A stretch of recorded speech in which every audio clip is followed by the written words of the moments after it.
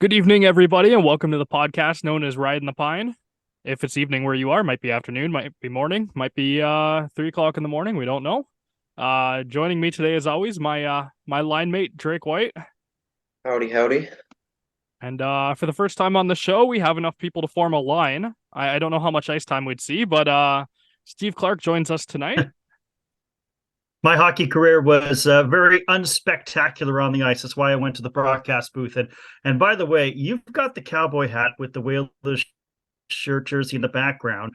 Drake has got a pretty solid shirt on as well. So I'm definitely ranking as the third coolest guy in the room by far. Hey, at least you got a headset.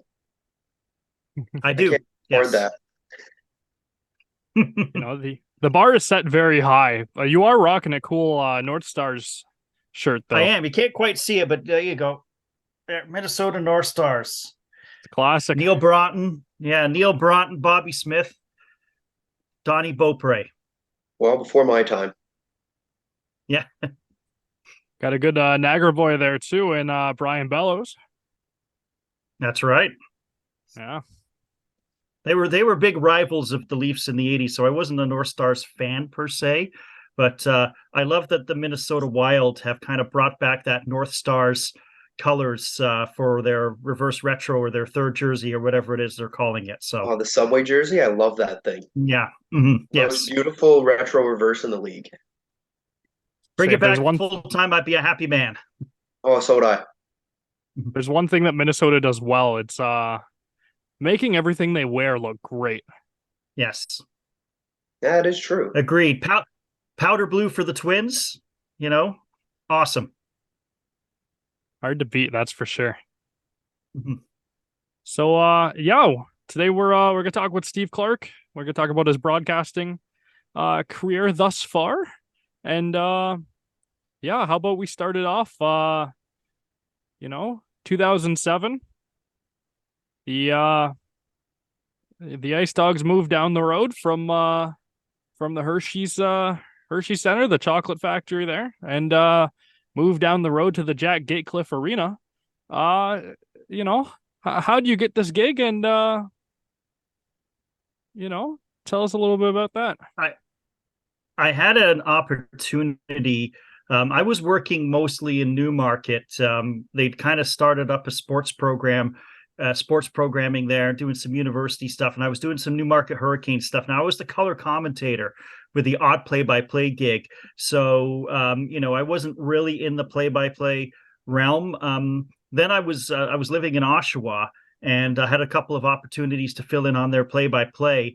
So I did have a chance to do that. Actually, ironically, one of those games was against the Mississauga IceDogs, and I think it was like a ridiculous 11-5 score or something like that. So I had some demo stuff, and I'd done one thing for then Cogeco in Niagara. I'd called a women's hockey game that finished in overtime. So I got lucky. I had good material to kind of draw from, exciting stuff to draw from, and heard about Niagara, getting the OHL team, and sent my stuff in, and I'm not sure I beat out a cast of thousands, but I beat out some people, and here I am, 2023, still at it, 16 years later.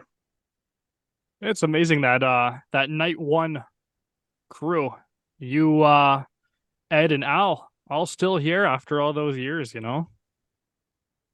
Aging like fine wine, all of us. We joked that said Ed's got the long hair now and the beard. I've kind of just got older and a little bit heavier, and now looks exactly the same. I always keep telling Exactly the Ed same. he took a little bit of inspiration from me with the Yeah, with the lettuce there. he does. Yeah, we have our crew does have the best flow in the league, and not me. I've got they said on The Simpsons, the haircut you could set your watch by. But I'm just happy I still have my hair. I guess there's that, right? Yeah, I don't think I'd look real good with kind of like a bald head or like a comb over or something like that on air. So happy to have a little TV hair to work with at least. I remember when a couple of years ago, What did you just cut that. drop? My mic fell off again. Good one. Cut that. live um. live live broadcasting at its finest, right? Oh yeah. The mounting on this thing is awful. It's doesn't like to stay still very well. Um. why I don't use a mic. Yeah, well, my Cool. AirPods aren't very good. Alrighty. After word from our sponsors here. No. That's why the headphone keeps, that's not going to fall off. That's anchored to my head. But I'll show you how. it is a nice microphone. That's for sure. Show you how I have this thing mounted either. It's really not supposed to work like this, but sometimes I have it work, sometimes I don't. This Martin repair job brought to you by Tim Hortons, serving you since 1964. Oh, that's the right year too. 61, right? That's pretty close to the right year, isn't it? Or is it like late 60s? I could have sworn it was 64. Yeah. I was looking at the logo the other day. I thought it was 64.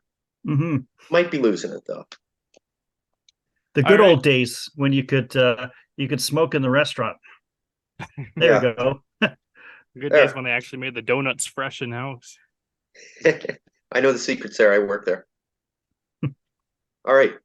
I was gonna say though, I think we have some of the best flows in Niagara. I told Andrew Weisig a couple of years ago, back when he had the mullet, that he was upstaging me, and I wasn't here for that, but I think he cut that. Has he cut did. it? I believe he has. I used to have one I did have one in the 80s, late 80s. Like I had full on like 1 year of, trim the top and sides, but leave the back. And so, yeah, Everyone keeps telling me I should go mullet, and I just can't commit to it. I'm committing to the mullet. Eventually, mullet? My girlfriend will kill me, but I'm going for it.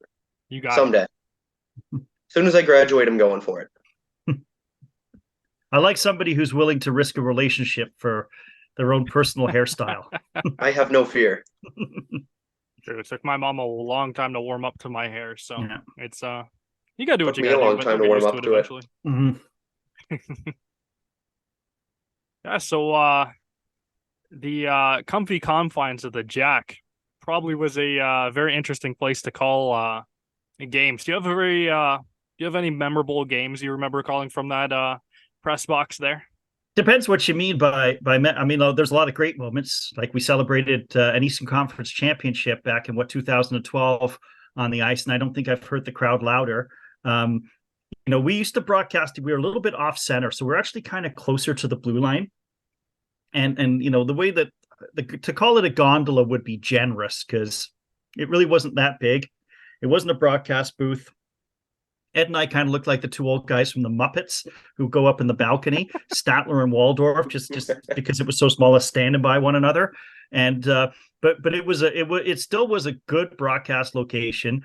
And there was a night there that the lights went out in the arena completely. The game was going, and all of a sudden it was pitch black. Now Ed will claim that I clutched him in fear when that happened, but I was just trying to grab to see where he was. So yeah, we lost. That was a game against Oshawa. We lost the lights the one night. And hey, listen, you've been there before. I don't know. Have you gone there, Drake? Did you ever? No, you would be in Nova Scotia at the time. Yeah, I was hanging out with my orange seats. Yeah, yes, that's right, the Metro Center. So this building was old. It had terrible bench seating. It wasn't built if you were above 5'7". But Martin, you could attest to this. There was no better atmosphere in the playoffs than that arena. You won't see anything louder, that's for sure. It was because of the low ceiling, the sound bounced way better off of that, and because of it, and Ice Dog fans are just super passionate towards their hockey and all that, and it was just an incredible place to take in hockey. And it's gone now, right? It's kind of sad to see that arena that had so many great memories, and now it's gone. It's just kind of a pile of bricks and a pile of rubble, and who knows what's going to go in there now. Probably something that's going to sell for a lot of money, and they're going to sell a lot of things for a lot of money in there. And I just know there's a couple of generations of rats who now have a new place to live, because that place had some interesting rodents there. I took in one last game in the Jack there during the Falcons playoff run, which they actually won the Sutherland Cup there back in 2022. And I don't think I was as tall the last time I took in an Ice Dog game there. And my knees were pretty much in my chest, so I did standing room pretty much the whole game afterwards. The first Yeah, period. yeah, I didn't sit too many times in those seats, though I did, and it wasn't comfortable. Now the Falcons are, where did they go to? Not Seymour Hannah. No, that's They're in the floor pad now, I believe. yeah, yes. And it's a nice place, Oh nice yeah. arena, right? There's a couple nice arenas now in Niagara. There's the Canada Games Complex Arena, which is beautiful, and then yeah, where the four pad is a good place to good place, good size arena to watch some junior B or university hockey. Yeah, it's still we got lots of choices around here for hockey, Mm-hmm. it's a good place to take in hockey. So yeah, after 2014 there, we move over to the Meridian Center there, brand new facility. And somehow during the playoffs it still manages to it's double the size and manages to maintain that playoff atmosphere. We're coming up on what? This is the 9th year, 10 years next year. And I mean, to me, it's a crown jewel of an arena. Like, it's fantastic, located in downtown, close to where a lot of great bars and restaurants are. It has so many other events. But yeah, you're right for hockey, and I know we have to go back into the vault a little bit, into the memory bank, because we haven't seen playoff hockey with the IceDogs for 4 or 5 years, and that has to change this year. By the way, is that when they were making their big runs and winning series, then you're right, 5,000 people plus in that building. It did create a lot of noise, and it was a great atmosphere. Not like the Jack Gatecliff, but still a fantastic atmosphere. Yeah, You it know, was oh, go Martin. sorry, I'm getting paranoid. I'm fixing my thing here again. um yeah, Drake wasn't even here for a playoff series. He missed the Oh, last one by a couple of years, right? I think you're the curse. yeah, no, I'm telling you, I'm cursed. My parents don't even let me watch the World Juniors. Day I was born, if anybody was around, 2002 World Juniors, Canada, Russia. Yeah, I was born in the middle of that game. You want to guess who won that game?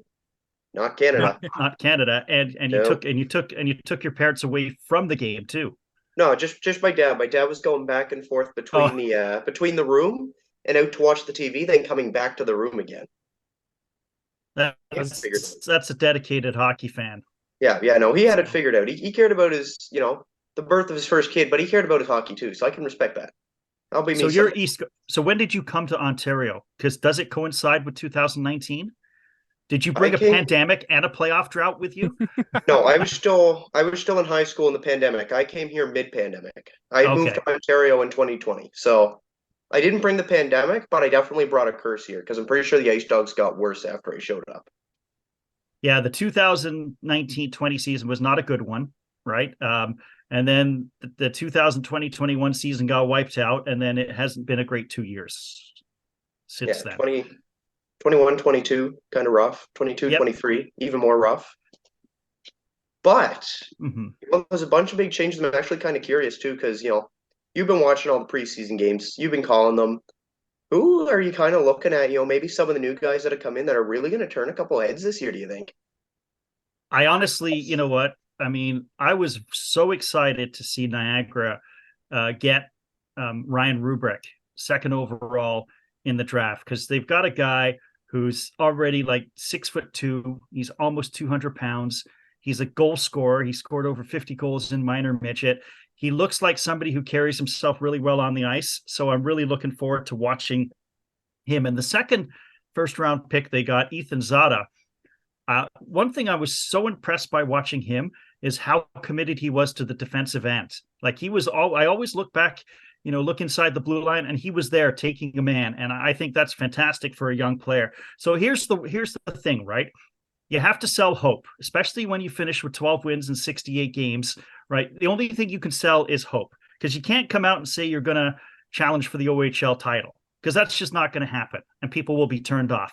So you sell hope, you sell development, and maybe you get that winning feeling back in Niagara. And I am excited to see some of these young guys, play. I'm excited to see Ryan Humphrey, come from London and Hamilton where he won an OHL championship, and London where he went to the OHL final. So, even though they won 12 games last year, I'm very excited to see this team and how they will perform on the ice.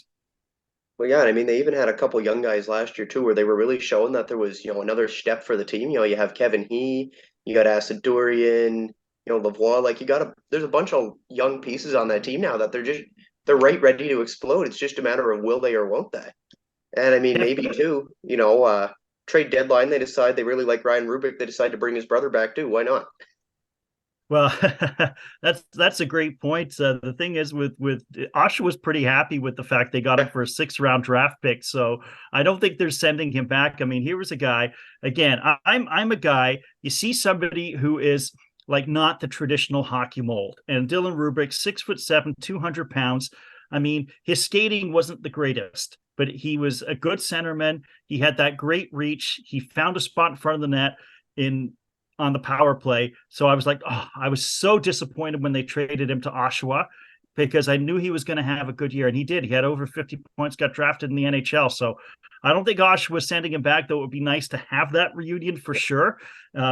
But we'll have to wait and see on that one. But I think there's got to be better times ahead for Niagara. Like, I think there's some players here worth watching. Kevin He scored 21 goals as a first-year player in this league. That doesn't happen all the time. So there's some hope for Niagara. A lot of questions, but hope. Especially when you're not even a first rounder too, and you just kind of step in and throw up 20 goals right off the bat. You knew what he was doing. Yeah, for a team that wasn't winning that much either, it's not an easy atmosphere to play in, and he was able to succeed. No pun intended. Martin's back with his fixed microphone. Oh, nice. For now, this thing has to be paranoid, but we'll go from there. All right, we believe in you, Martin. We believe in you. Thank you. This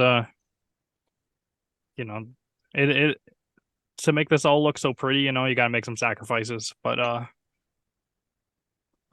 let's throw it back to the some old school here.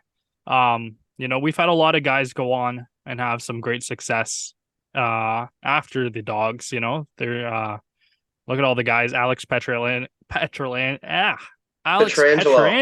It's okay. It wasn't an easy name for me to say either. He just won a 2nd Stanley Cup. We got Vince Dunn out there. He just signed a big contract. Jason Robertson was only with us for a very short time, but he almost had the league scoring title last year. Is there any guys that were great here but didn't really have the success in the pros that really stood out to you? Oh, that's a good question. To me, the one I always want to focus on, and it's somebody who didn't stand out in the pros, and it wasn't from any of his own doing. It was Mark Vizentine. Mark Vizentine joins an illustrious club of having played one NHL game, and that was it. 1st-round pick of the then Phoenix Coyotes. I mean, he was on the fast track. Great for the Ice Dogs, CHL Goal of the Year. Went to the AHL, looked good, and then the injury bug hit. And he had, I believe it was a lot of ankle problems. And if you're a goalie, ankle problems are serious business. And that eventually caused him to actually retire, from the game. Now, I'm also a fan of Vizor. I mean, he's a Waterdown guy, which is my hometown. I mean, I used to run into his parents, especially his mom, on the street out having a walk in the evening. And, and I would run into him again on occasion at like the gas station, like you would any other person. So he's a personal favorite of mine. And I'm glad he was doing some goalie coaching in the Burlington area. And now he's with Sault Ste. Marie as a goalie coach. So I'm really happy to have him back in the league. And I think he's got a real shot to kind of progress up the ladder and get back in the NHL as maybe a goalie coach. And I think he's earned that opportunity because, as I said, injuries just kind of derailed his career and he had to retire way too early. Viz set the bar really high when he was in Niagara. I don't think we've quite had a goalie of his caliber ever since he was in the crease. You could argue Nedeljkovic, but he was only here for half a season. It's he set the bar really high.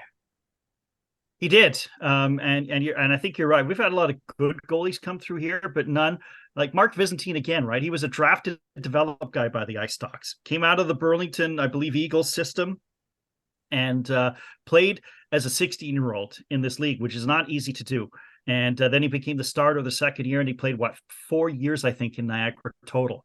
So if they ever want to start honoring Niagara IceDogs the way that they did it for Nathan McKinnon, right? Last week, I think it was last week out in the Quebec League. So if you want to start honoring former IceDogs, start with like some homegrown guys like Dougie Hamilton, Alex Pietrangelo, Mark Byzantine. Those would be the first guys I would look at.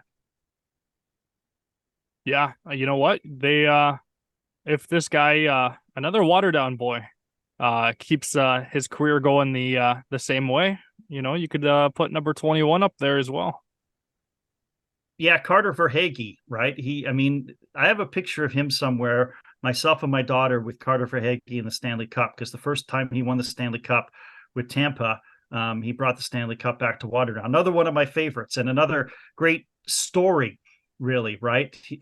Because here was somebody who was a highly skilled OHL player, got drafted, I think, by the Leafs in like the third or fourth round, and then literally bounced around the minors and bounced around organizations for 4 years. He catches on with Tampa, comes up, scores some key goals in the playoffs, boom, signs a nice contract with Florida, and now all of a sudden he's a 40-goal scorer. I mean, that's a great story of somebody who sticks to it. He's played in the minors for a few years, and now look at him. He's a big cog in that wheel on Florida, and a guy who played, in another Stanley Cup last year, with them. So, yeah, I'm really happy for his success too. He's a guy that really fought for his spot to play in the NHL. It took him about 3 or 4 years, maybe even longer after he was drafted. I'd say more 4 or 5. And, he didn't get a whole lot of ice time his first year in Tampa. He was a fourth liner. And then, the Panthers signed him, clearly seeing, he could be something. And sure enough, he becomes a 40-goal scorer a year after. He was He's the best a signing. Leafs fans. Yeah. Yeah. Well, he bounced, like they traded him to the Islanders, and then the Islanders traded him to Tampa. So there's a couple organizations. The knock on him was always he didn't have NHL speed. And I don't think he's still a blazing, skater by any stretch of the imagination, but he could always score, and he improved his skating to make it NHL caliber. And look at him now. I mean, Jason Robertson is not going to go down in the annals as being the greatest skater in the world. And look at him. He's one of the probably top 10 or 15 players of the NHL right now. I have well, it's not my photo. My dad, it comes up on my dad's Facebook memories every now and then. It was a game I believe I went to with him, me or my sister, I can't remember. But it was right behind where Al sat at the Jack. And I believe it was 2012. And you can see in the photo Al interviewing Carter. And it's a pretty cool photo to look back on. It is. I like looking back at those photos of those guys who really moved, on with their career. I mean, I can remember complimenting Vince Dunn on a jacket that he was wearing, and when he was, I think he was out suspended or something. And another guy, I'm really happy for his success, because somebody who played well for St. Louis, I believe he was on that Stanley Cup team, and they left it unprotected in the expansion draft. And he has excelled with Seattle. I think, Martin, you mentioned the big contract that he signed too.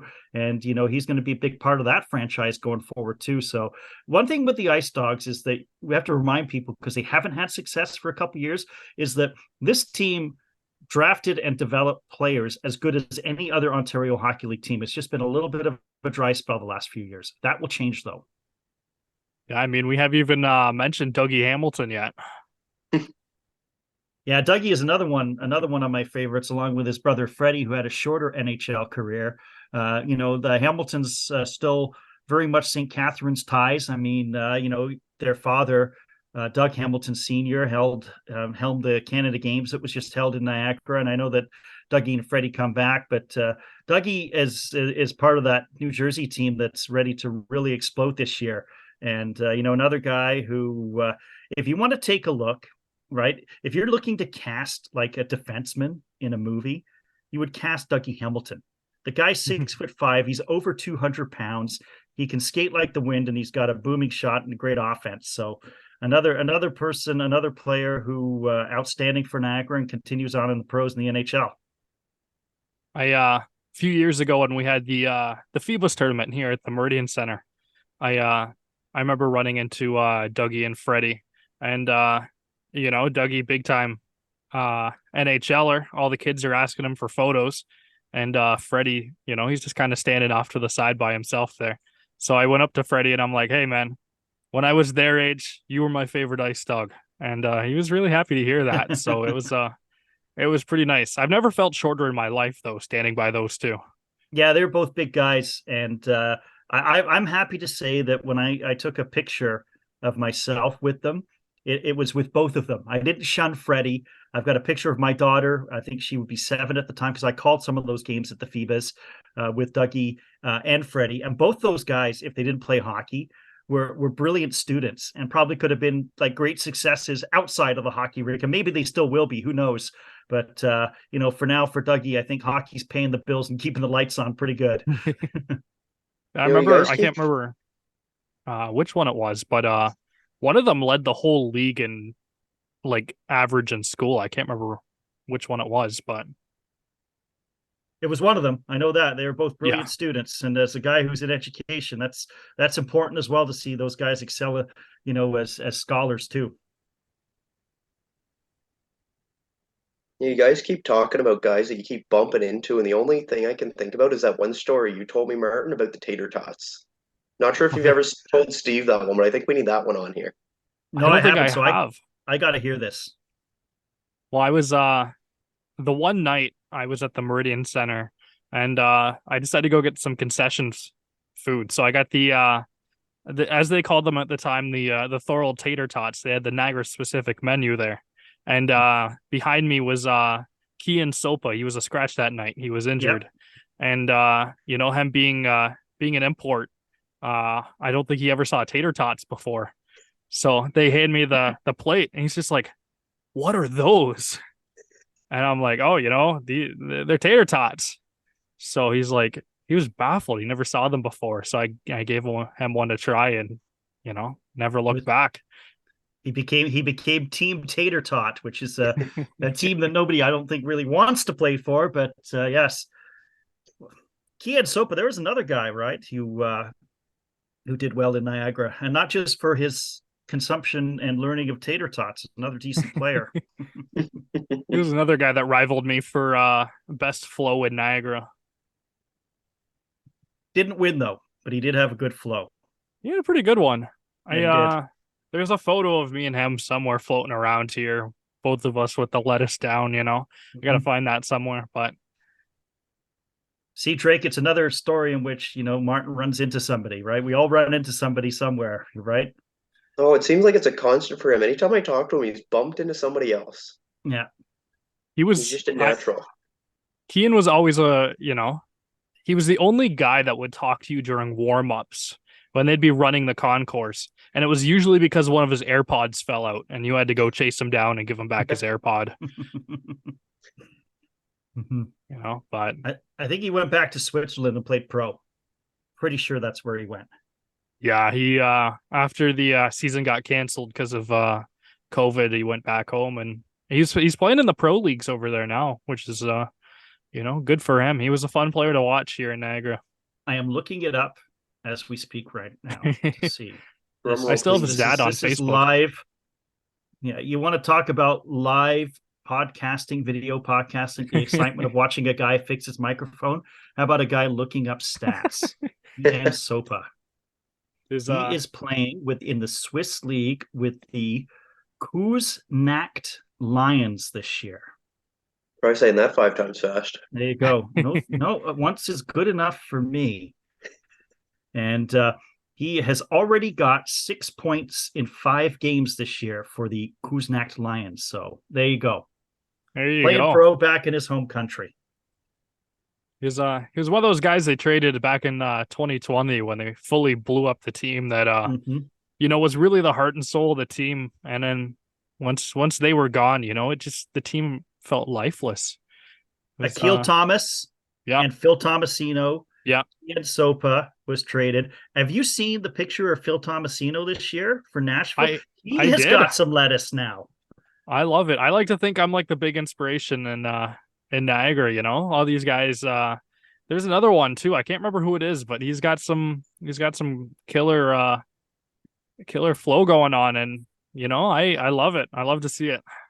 You've got work to do, Drake. Not me, because a guy my age growing that just reeks of midlife crisis. So you've got some work to do. Hey, I used to have it. I'm pretty sure the length of mine when I first moved here actually rivaled Merton's. And then I cut it all off because I wanted to look professional. For this podcast? No, even before that. General? In general. I was tired of people thinking that I was a girl walking down the road because I didn't have, the nice curls that Martin has going for it was just straight down, right down on my eyes. I was done with it. Mm-hmm. Never Honestly, if again. people don't respect the flow, I don't want them. I don't want anything to do with them. I mean, how many people have told you to cut it off now at work? Many. Yeah. I Don't had a want friend anything of to do with mine. them. I had a friend of mine in university, and he did have the super long hair, and everybody misunderstood him because he was a brilliant guy. He's my best friend, and so he went to got an MBA. I went into the corporate world, kept the long hair. I used to call him Unfrozen Caveman Lawyer because he'd wear a suit and have the super long hair. That's a dated Saturday Night Live reference, and then he wasn't getting taken seriously, and he was not getting hired for the positions that he was qualified for. So he had to finally cut off the hair, and now has the pretty well. Well, he's a little bit older than me, so he's got pretty well the most corporate haircut that you could ever imagine. But he had like the long hair. Like I used to call him the roadie because that's what he looked like. See, unfortunate stereotype that follows the long hair. You know, people just think you're you know, The cowboy the hat, it's not helping, Martin. That's you're Yeah, not going I to. was going to say the It, same thing. I love it, but in the business world, I'm not sure they're ready for the glittery cowboy hat. so okay. Not This is yet. the podcast they find out about later. It's not on the initial resume. It's on the fun facts about me during uh the uh the hiring process. That's right. That's why. Yeah, that's why when they ask you where, in your resume, why is this one chunk missing? You just tell them that you signed an NDA, and they don't know that you actually did a podcast with the hat on. Mm-hmm. I I hope don't you know. saw. I'm starting to think it should be like Drake's Hawaiian shirt, just wear it every week, you know? Oh, my It, Walmart shirt is staying. it it does. I mean, it is very good. It's a nice looking shirt, and it's going to be unseasonably warm this weekend. So I think the shirt has got a few more wears in it before the weather turns cold. Yeah, Maybe you best could $5 ever spent. maybe you can wear a turtleneck under it or something, just to extend it through the fall. Yeah, I don't think I own a single turtleneck. This is a hockey podcast, right? Yeah, I yeah. know. Here we are Well, discussing my Hawaiian shirt. way off track. That's okay though. I don't think anybody's following us for fashion tips. If you are, I'm sure No, there's no. better podcasts for that. Oh, I Mhm. could name one person that's following it for the fashion tips. Shout out Aaron. Aaron. Yeah, there is one thing you mentioned this weekend. We do have a something kind of significant happening this weekend. We got a home opener coming up. Heck of a way for the Ice Dogs to come out of the gate, isn't it? Home and home with the London Knights. A lot of people feel they're going to be the best team in the Ontario Hockey League. So Niagara tested right away. London at the Bud Gardens on Friday night. They turned it around and do the Meridian Center on Saturday night for the Ice Dogs home opener. I am such a big fan of home and homes that I think they should have more of them. I know your Quebec League guy. They must have had more home and homes with the stretch travel in the Quebec League. Like, wouldn't they, or did they just go I from can't really barn to barn? recall. They might have. I mean, off the top of my head, I can't really think about it. Mainly Yeah, because I didn't care about anybody outside of the Mooseheads. true fan. I see some Moosehead coloring. Not to bring it back to the Hawaiian shirt, but I do see some Moosehead colors in the Hawaiian shirt there too. There's a little green, little red in there. So yeah. Yeah, well, I got the nice old green one somewhere hung up, Mm-hmm. and then afterwards I realized that I regretted, and I actually wanted the red one instead.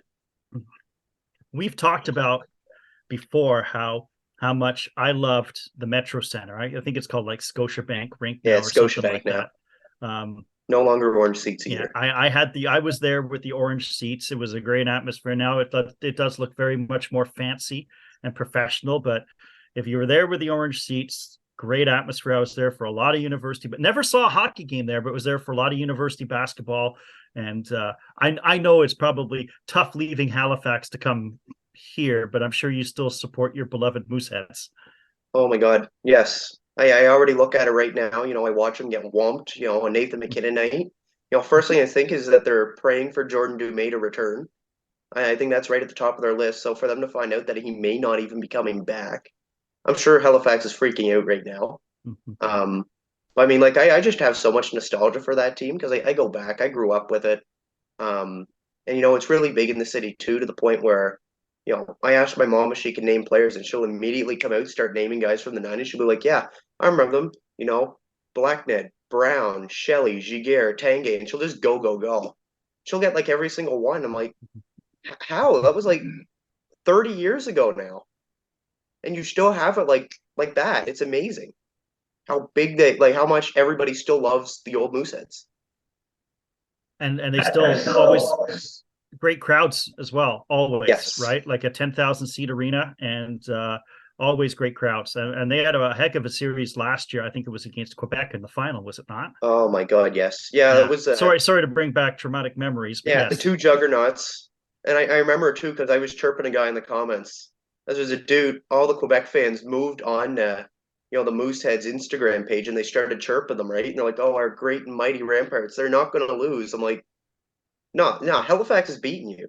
And they go, no, we haven't lost a single game. Like, yeah, Halifax is beating you. I'm like, yeah, Halifax lost games, and immediately Halifax wins the game. So I'm like, yeah, you were saying, and then I'm pretty sure they like lost 4 straight or something. Yes, that's right. I was pretty salty about that afterwards. Dude just chirped me in my DMs for the rest of the week. Well, you could say you lost to the eventual Memorial Cup champions, or is that bad?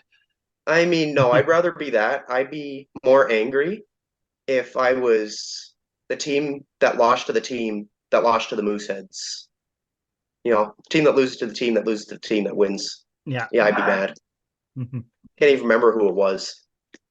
That series, the Halifax Quebec series, because as you said, they were juggernauts, would lead me to lobby for an expanded Memorial Cup tournament format. So you could have somehow have 8 teams instead of 4, and have like a full best of 3. I have great ideas for the Memorial Cup. That'd be so fun. Because I think a team like Martin, think of the losers last year, right? Halifax, fantastic team, deserve another shot. London, great team, lost to Peterborough, deserve another shot. God, who was it in Seattle? Seattle, right? They, who did they play? I think the Blazers were there too, and they got annihilated. Yes. Yeah. So, I mean, there were several other teams that I think could have made for a really compelling expanded tournament. So, well, my favorite one right now is the fact that Saginaw is hosting the next one. I don't even think they won a preseason game. I'm like, wow, you guys are hosting, you can't even win. Everybody's like, oh, it's the preseason. I'm like, I kind of don't care. They were missing Misa to warm up. Yeah, they were missing a few guys. I know that, but that's no excuse. Hey, you know what? Who knows? But I think Saginaw will be fine. But yeah, and they'll load up like all teams do. That's an interesting market to host a Memorial Cup too. A smaller rink than you would normally have. So, see, I like it because I mean, most people complain that oh no, American teams don't belong in the CHL. It's Canada. I'm like, well, right now you have a market that they didn't capitalize on in the past, where you have a market with an exceptional status player in Michael Misa, and then you also have a defenseman who broke a league-wide record as a rookie. Right, and Zane Parekh, right? You'd be crazy not to go there. So what was the other option? It was like Sioux, Niagara, and Kingston. No, you go to Saginaw because people are going to go just to watch Michael Misa play. And it probably is what they should have done last year and give it to Regina. You imagine how much money they would have made with Connor Bedard playing in the Memorial Cup. Oh my God! There was talk. A guy who's well respected in the broadcasting world in breaking news, Adam Seaborn, said that TSN is not going to cover many regular season games, if any. They're going to do all of the finals and then the Memorial Cup because the audience just wasn't there last year. And I just thought about Connor Bedard losing in the first round of the playoffs and thought if he had a deep run and could have made it to the Memorial Cup, I think the numbers could have been a little. Now, you're not going to get like jaw-dropping numbers, but you could have got better numbers if Connor Bedard is going. So I do think that, yeah, you're right. Not to say that Misa is Connor Bedard, but he is certainly an outstanding talent who will score 40, 45 goals this year for a team that's already going to the Memorial Cup. So there's natural interest there. So I'm looking forward to Saginaw hosting it. I think the one thing Americans know how to do is they know how to host a big party, and that's going to be a big party. And I think they're going to do fantastic. Yeah, and it's smart of the CHL to not make the same mistake because I mean, you know, you hope that Connor Bedard would have gone far last year, but unfortunately, there's not much you can do when you don't really put a team around your guy. He can only do so much, and there were only like three or four like actual quality players there, so not much you can really work with. At least Saginaw, they're doing it right. Yeah, They'll make it a show. and I mean, Bedard scored like a ridiculous amount of points in the playoffs too, and they still lost in 7 games. Yeah, So dude was pretty sure it was the third round, and he was still the leader in points. yeah, yes. I So don't even know how that works. mhm.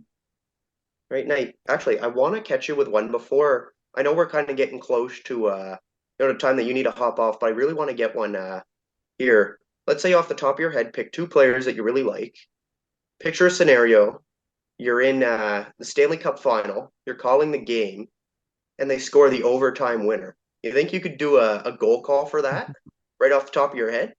You want me to do a goal call right now? Totally.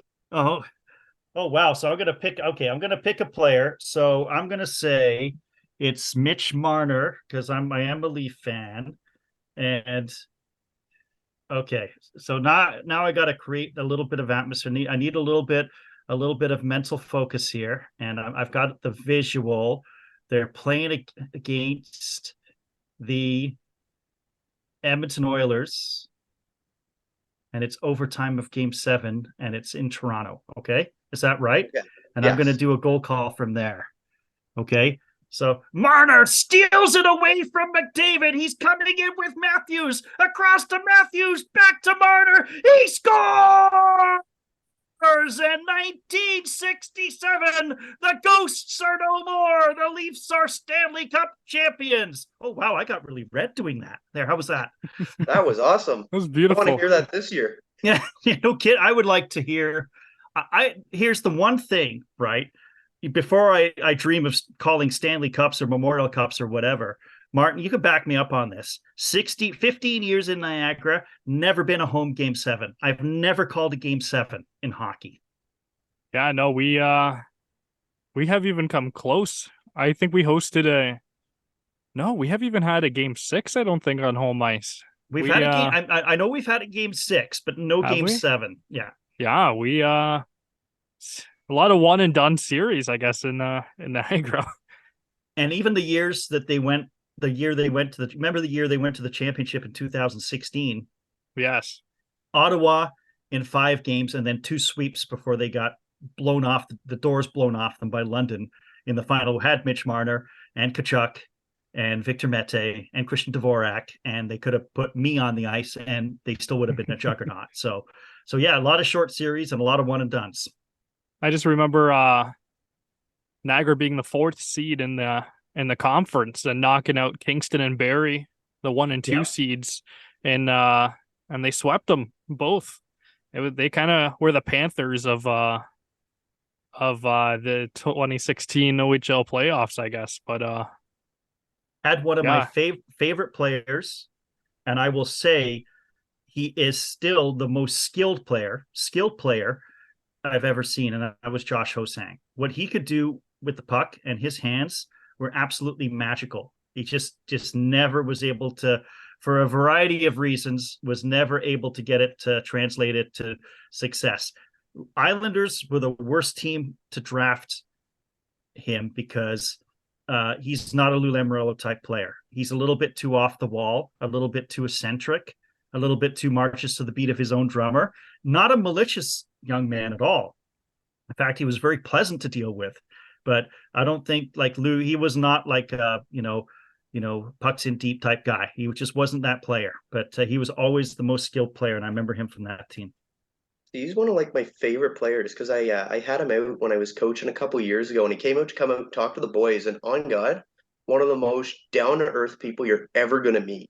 I'm looking at him like all the stuff you hear about this guy, it's just completely untrue. Like this guy's awesome.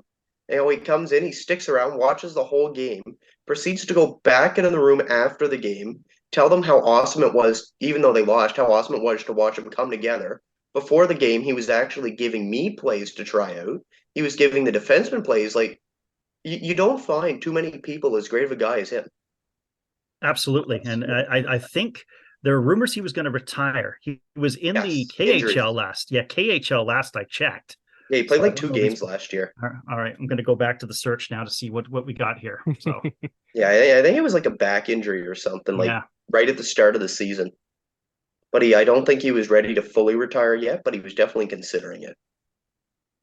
all right. Let's see what we got. I was gonna here. say, I don't think I remember many guys that could absolutely dangle as through guys as much as Josh did. He never quite had the shot to finish it off, but I mean, some of those moves he could pull right out of the Datsuk magic book there. But he never, it was always a pass. It wasn't a shot on net.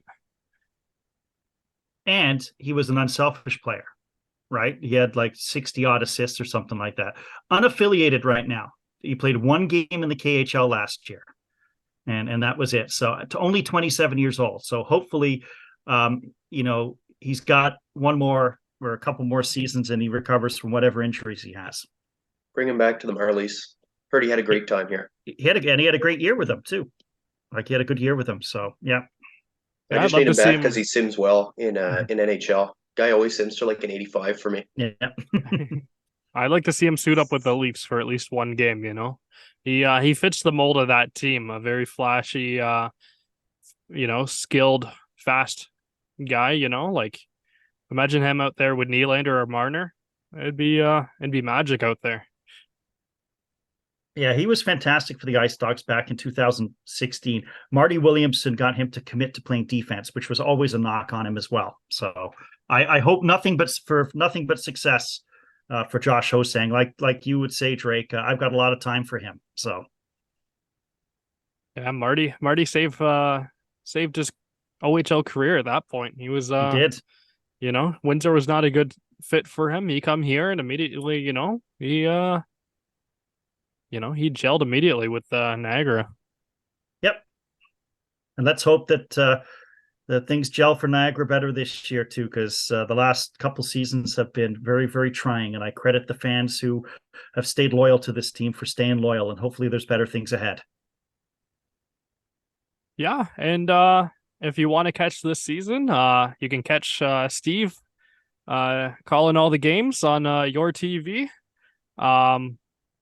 Is there I think we're just about to wrap it up here. Is there anything else you want to throw out there? Yeah, you know what? As I'd say, just tune in to the home opener on Saturday, your TV, London Knights in town. There's no bigger draw to me than the London Knights. Everybody loves to hate the London Knights. Everybody loves to hate the Hunter brothers. They've got a great team. They've just picked up Michael Simpson from Peterborough, who was the OHL champion goaltender last year, and they're a fantastic team to watch. And what a way for Niagara to come out of the gate with a home and home with them. So tune in, and hopefully you'll get to see a lot better things and bring the winning culture back to Niagara. Yeah, let's Love the passion. Let's see some of the what we used to have in the good old days in Niagara again. Exactly. Well, Jake, you got anything else?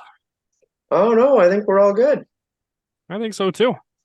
I hope you know what. If I get invited back, or I'm going to invite myself back, either way, I will up my game. And whether it's in the chapeau or hat department or shirt department, I will up my game. You guys have set the bar high.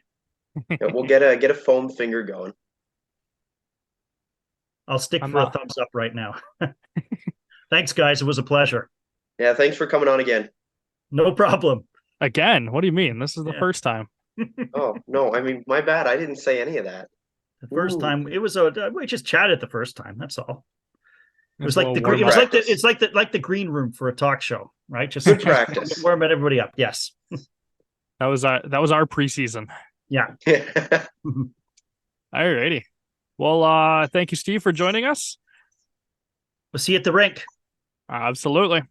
For my co-host and line mate, Drake White, I'm Martin Irving, saying thank you for joining us on Riding the Pine, and we'll ride it out next time.